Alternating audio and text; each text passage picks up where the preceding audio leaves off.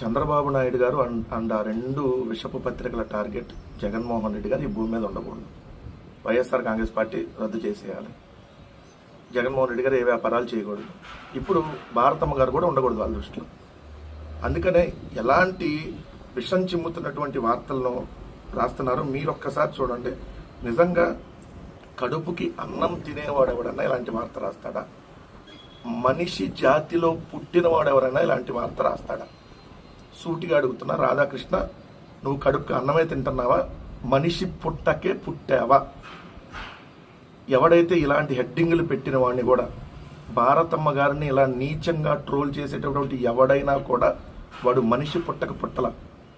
వాడు నిజంగా వాళ్ళ అమ్మని కూడా ఇలానే ట్రోల్ చేస్తాడు, వాళ్ళ చెల్లెలను కూడా ఇలానే ట్రోల్ చేస్తాడు. ఇది చూడండి, హెడ్డింగ్ భారత్కి భూహారతి అని పెట్టారు.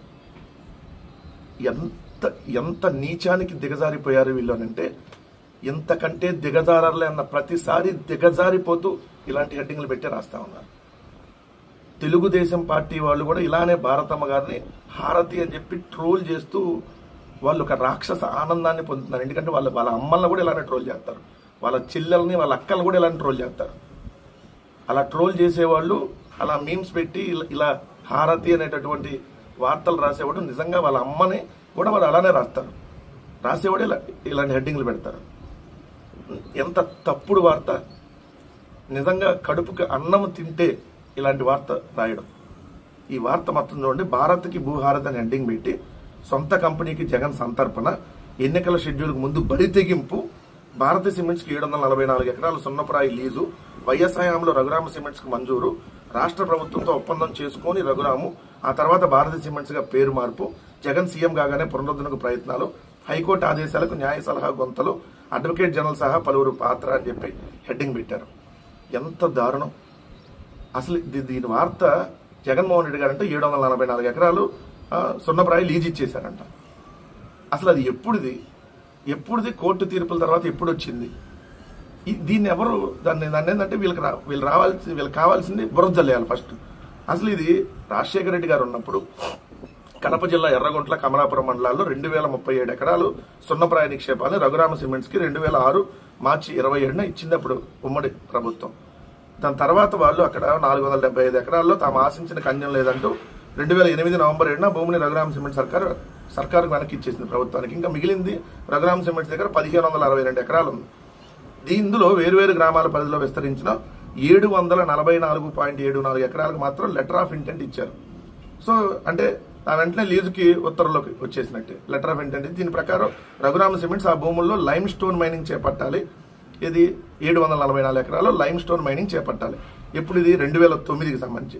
అప్పటి కాంగ్రెస్ ప్రభుత్వం ఉంది 2009లో. తెలుసు, 2009 తర్వాత రాజశేఖర రెడ్డి గారు చనిపోయారు.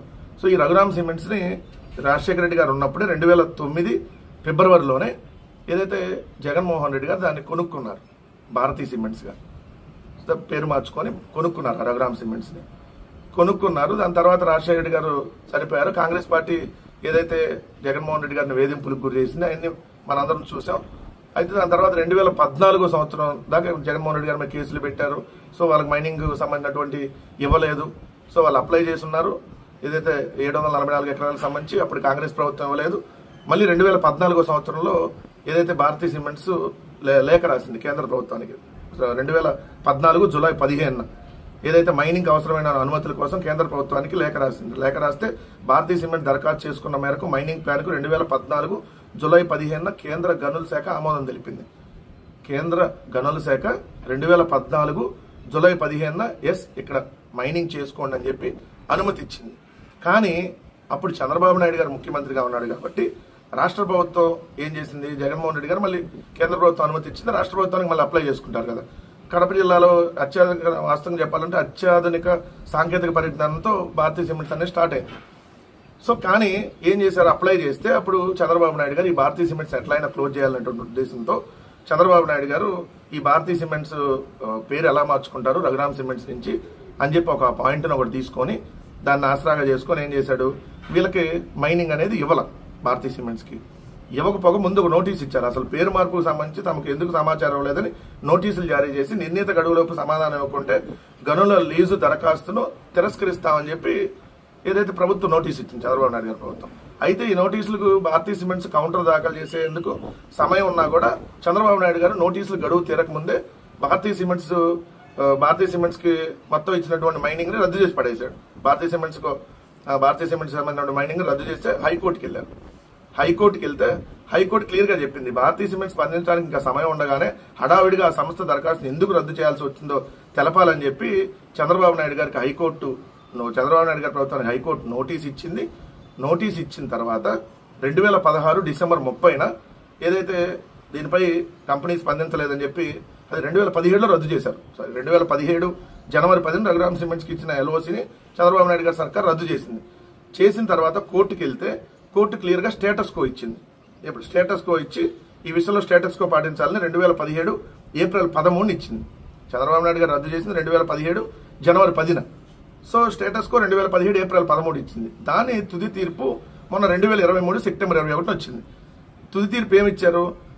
సున్నప్రాయ గనుల లీజు రద్దుపై స్టేటస్ కో ఇచ్చిన హైకోర్టు 2023 సెప్టెంబర్ 21 దీనిపై తీర్పు ఇచ్చింది. భారతీయ సిమెంట్స్ ఇచ్చిన వివరణ పరిగణలోకి తీసుకోవాలని వారి అభిప్రాయం వినాలని ప్రభుత్వానికి ఆదేశించింది. దాని ప్రకారం అప్పుడు ఏదైతే ఉన్నటువంటి 744 ఎకరాలు ఎప్పుడు 2008వ సంవత్సరంలో ఉన్నటువంటి 744 ఎకరాల్లో మైనింగ్ చేసుకోవడానికి అనుమతి ఇచ్చింది. దీంట్లో భూ సంతర్పణ ఎక్కడ ఉంది? లేకపోతే నీ మెదడు అసలు మనిషి పుట్టక కాదు కదా నువ్వు పుట్టేది. మనిషి అయితే ఇట్లాంటి వార్తలు రాయడం ఎలాంటి విషయం చెబుతున్నారో చూడండి. జగన్మోహన్ రెడ్డి గారిని భారతమ్మని టార్గెట్ చేసి ఎలాంటి విషపూరితమైనటువంటి వార్తలను రాస్తున్నారో దయచేసి ప్రజలు కూడా గమనించమని చెప్తా ఉన్నారు.